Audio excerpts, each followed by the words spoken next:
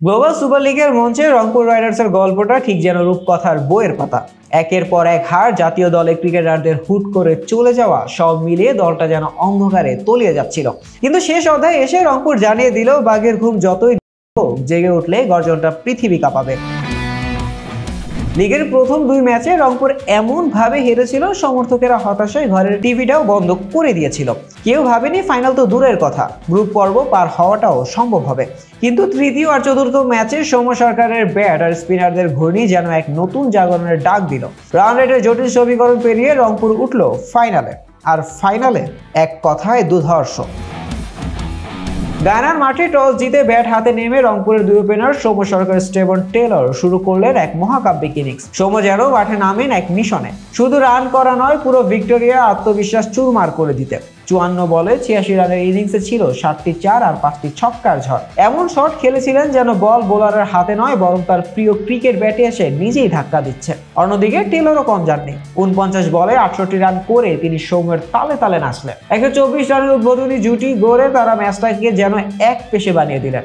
যদিও শেষ দিকে রানের গতি কমে আসায় স্কোরটা 200 ছাড়ালো না, কিন্তু সেই 178 রানই ভিক্টোরিয়ার জন্য হয়ে দাঁড়ালো পর্বত সবার।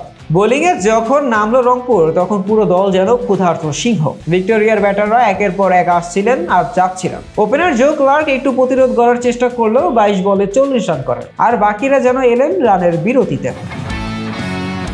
স্পিনারদের ত্রিমুখী আক্রমণ মেহেদী হাসান, সাইফ হাসান আর রিশাদ হোসেন মিলে নিয়েছেন 6 উইকেট। তবে দিনের সেরা ছিলেন হারমিত সিং। মাত্র 19 রানে 4 উইকেট তুলে নিয়ে ভিক্টোরিয়ার ব্যাটিং লাইন আপ একদম চুরমার করে দেন তিনি। পেসার কামরুল ইসলাম তার নামের পাশে যোগ করেন আরও একটি উইকেট।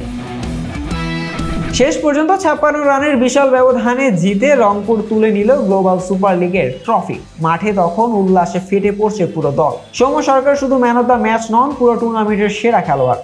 188 রান করে তিনি এই স্বীকৃতি নিজের নামে লিখে নিলেন।